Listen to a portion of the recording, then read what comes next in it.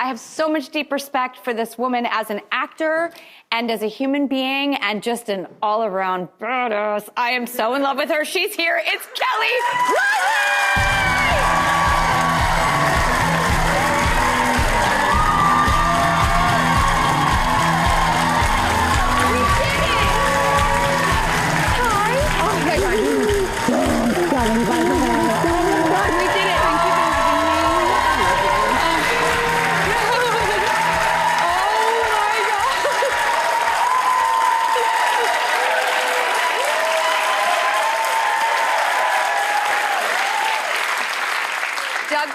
Dressed up in his best Western wear for you. You want to come up here?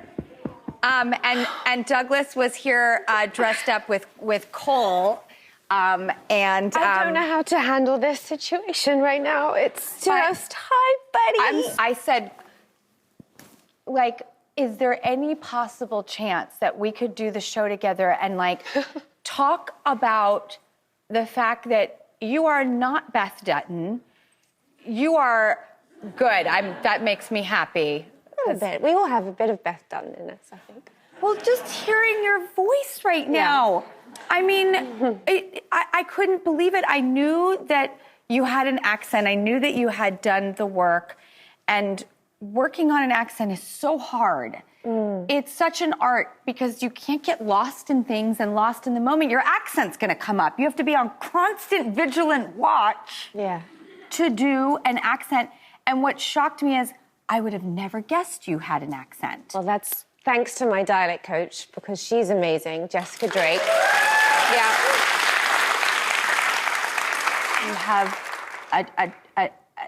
a cadence with Beth Dutton that is Western, Southern, Americana, but not, because Montana's not.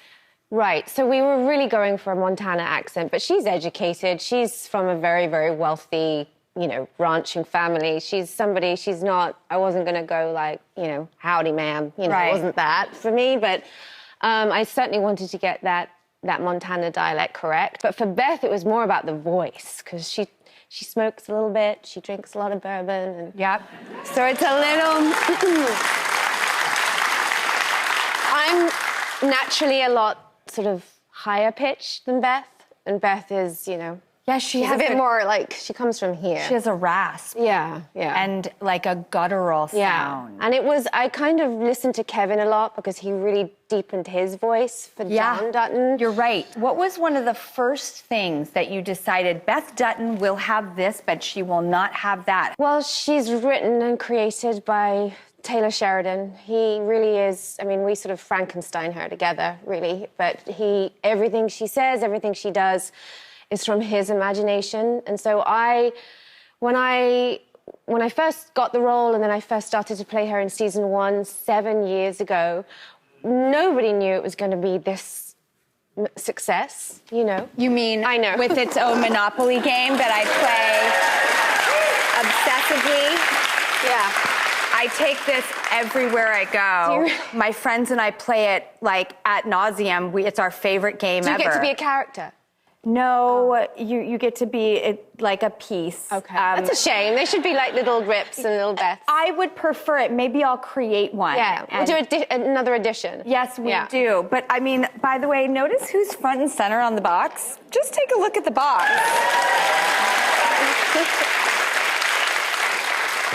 It's like, this is a testament. When you see this, do you think, oh, maybe I really did a good job. They've put me front and center here. So I'm going to be really honest with you. I try not to look at it too much. That's okay, I'll stare at it for you. No, it's not necessarily the Monopoly board, but like, as an actor, how do you then begin to go back and play that character if people, they really have an opinion on her and they love her, the audience? I've had so many people, at the beginning, they didn't love her. I went on a 6-year journey with the audience, and once they started to understand who she was, then they kind of got on board with her. And your risk paid off. Yes, it was a definite risk. I definitely had to not care if anyone liked her or not at the beginning, because I knew who she was on the inside. Which is so hard to do, because I think we all would prefer if people liked and accepted us. And I think in order to get people really, truly behind you, you have to exhibit a type of strength where you will recruit people to get behind you. You know, there's so many, and there's an authenticity to Beth that she really doesn't, she's unencumbered by what people think of her, and she's obviously not a real human being, so there's freedom to be that. And then Taylor layered her with this sort of hero attribute. She's sort of the fiercest soldier. She's probably the one with the most testosterone on the show, but she's innately female. She's all woman. And I wanted to make sure that was... Good, Douglas, you were in the way. Yeah. But I love you. I like how his cowboy hat's just coming off. Yeah, as, you know, a long night does. Yeah, it would be very easy to make her a caricature and very just hard and tough. So I was like, we're going to do the feminine dresses and we're going to keep her as soft. And then so she could be very also soft with Rip. And I think those choices really pay off in the new season. Yeah. When you come on the screen, you are in that signature dress. And I notice also that you wear a lot of long sweaters, which has a softness to it. Mm-hmm. It's like your cape is of literally a fabric that is warm and tactile. Right. And then the way that you love Rip. Yeah. I mean, have you ever had a love like that? I have, and he's here. What? Where? Is he? I don't know. He's here somewhere. He's probably hiding now. He's in the building? So, yeah, I've been married for 12 years. Really? And, How did you guys meet now? Yeah, well, we met at his brother's wedding. Oh, see, a friend of a friend, safe. Yeah, I was a +1. I was a girlfriend of mine. I was in California at the time, and there was this wedding in Marfa, Texas. And she said, do you want to go on a road trip? And I was like, yes. And I think her boyfriend was out of town, so I got to be the +1, and I thought I'm going to go riding, because I'm a big horse rider in real life, down in Texas. And I had just been riding that morning, and I still had, leather on my hands. I think I was a bit of a hot mess. And I went to this wedding, and he was there. So I was single for a couple of years, and I had gone through heartbreak, like we all have. And I was just got to the point where I had gone, this single life is fabulous. And I was not looking. I was looking before then, but I really wasn't. And I honestly thought that I thought he was Texan. The wedding was in Texas. He's from Long Island. And he's the love of my life, and the most beautiful thing that's ever happened to me is my marriage.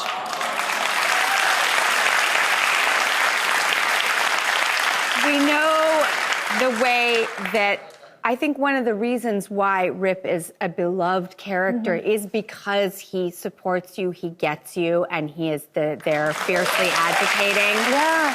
What does your husband think of Beth Dutton? Well, he gets to have her a little bit. Oh, that's fun. But not too often. She's a lot to handle. He's watched me play roles for years and years, and so he knew that Beth meant a great deal to me. And I was terrified going into playing her. I really wasn't sure I'd be able to do it. And I knew what it was required of me, and I didn't want to mess it up. So I gave it everything. And, you know, my husband's the first, he just says, well, it doesn't matter if it doesn't work. You still get to come home. You come home to me. Oh. And that freed me. It freed me to go, F it. I'm just going to go for it, and he'll be home. Can I ask, in your process of your extraordinary talent... Stop. I'm not going to stop. Stop. Sorry, but you really did... You know how to create someone that, everybody gets behind. You've proven that. Mm-hmm. So do you bring your personal experiences to not only the character, but how you emote in a scene?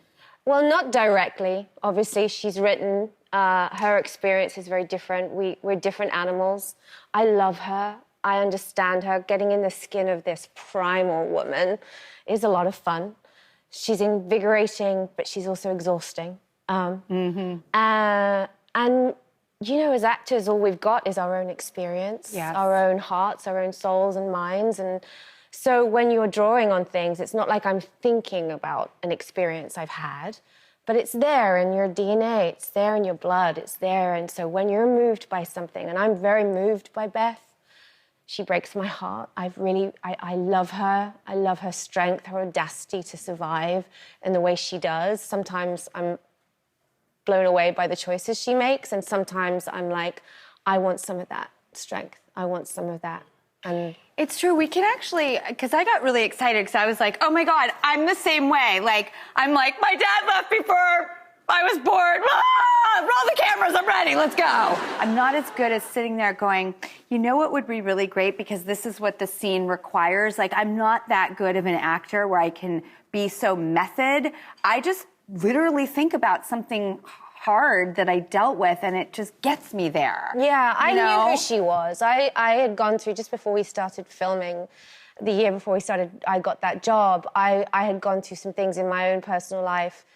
I was in a deep grief, and I hadn't figured out who I was beyond that in that moment, and I was in a fog at that moment. And then this character lands in my lap, and I'm like, well, what am I going to do with this? And she became this sort of life raft for me. So I got to sort of hide in her for a minute while I came back to life and I found my own strength and my own happiness again. And so that's what I wish for her, even though she's a make-believe character, because she helped me so much, her fierceness. I literally got to hide in her.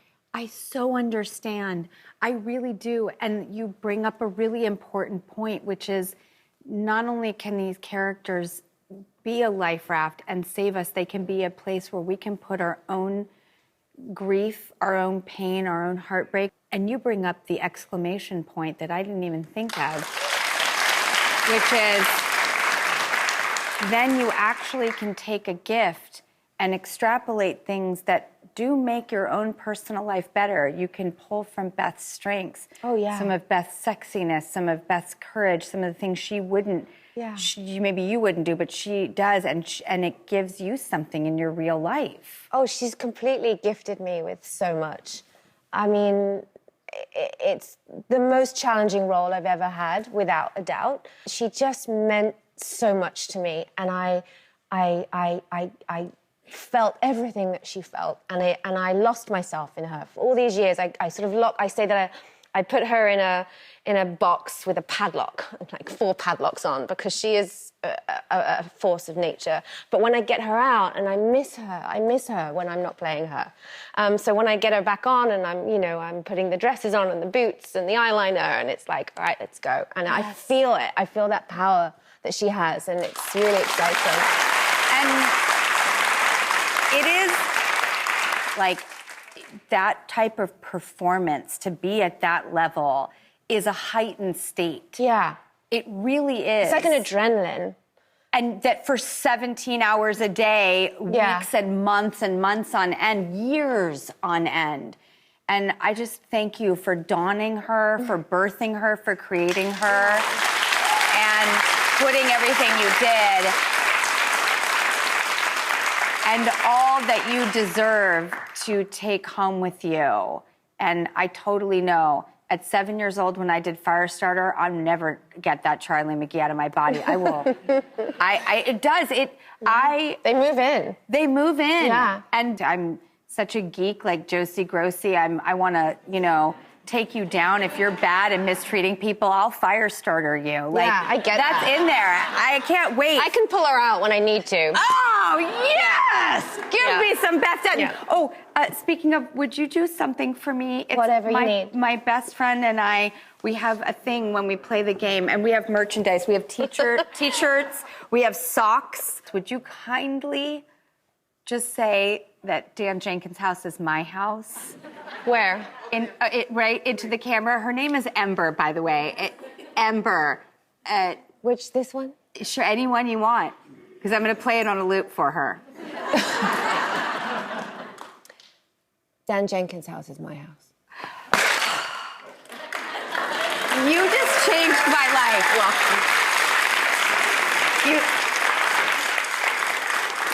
You have the biggest, this is the biggest gift. Cole did the same, and I know it's just my tiny little existence, but that was a very big deal in my tiny Okay, little good. world. Speaking of Cole, actually, he left a question. It's actually called a question left behind. Oh. But he did it for you. Will you take a look? Yes. Oh my God. Okay, here you go. Hey Kelly, I have a question for you. What is your favorite and most fun scene that we have done together on Yellowstone? We've done so many. Fun. I mean, I have to say, Cole and I have a lot of fun together. There's a scene, Rip is in Texas. He's been gone for 3 days and Beth can't handle that. Mm-hmm. So she's like, when are you coming home? I just got here.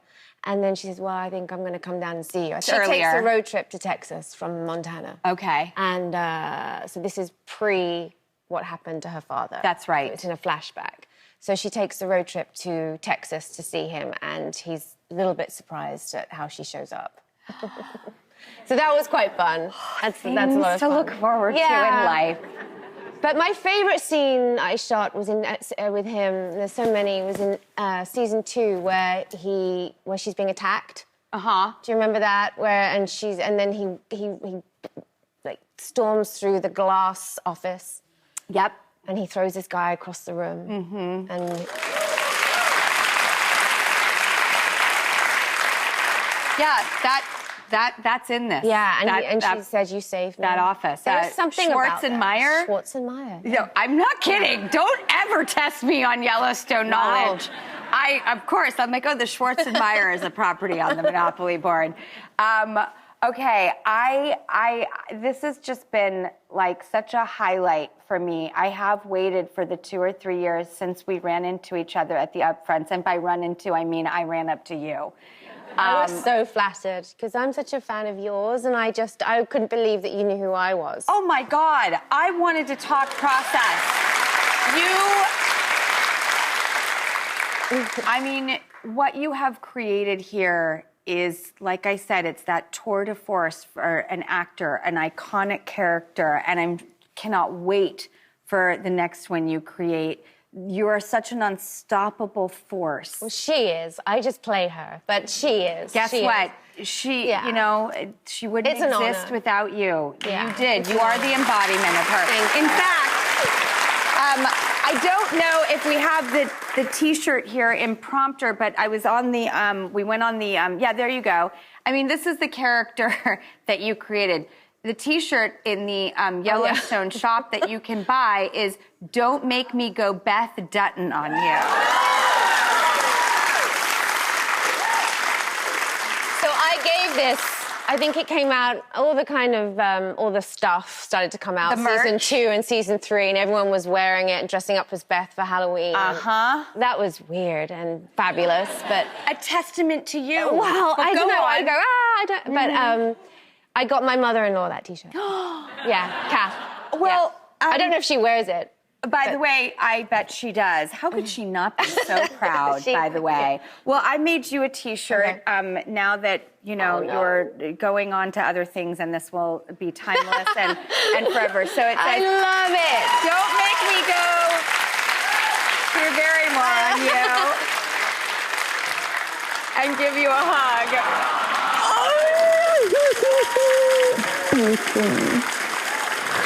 I love your hugs. You're so you. You're so Oh my gosh, I love you so much. Okay, obviously, Yellowstone airs Sundays at 8 p.m. on Paramount Network.